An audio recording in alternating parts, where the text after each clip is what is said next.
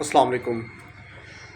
अगर आपका नाम नवाज़ शरीफ या शहबाज शरीफ नहीं है तो इस माशरे में शरीफ होना कोई अच्छी चीज़ नहीं समझी जाती। इस माशरे में शरीफ आदमी की कोई कदर नहीं है, शरीफ आदमी की कोई इज़्ज़त नहीं है, शरीफ आदमी को कोई भी अच्छा नहीं समझता। शरीफ होना क्या होता है? आप में खुश अखलाक़ी हो, आप में कॉन्फिडेंस ना हो, आप तेज़ तरार ना हो।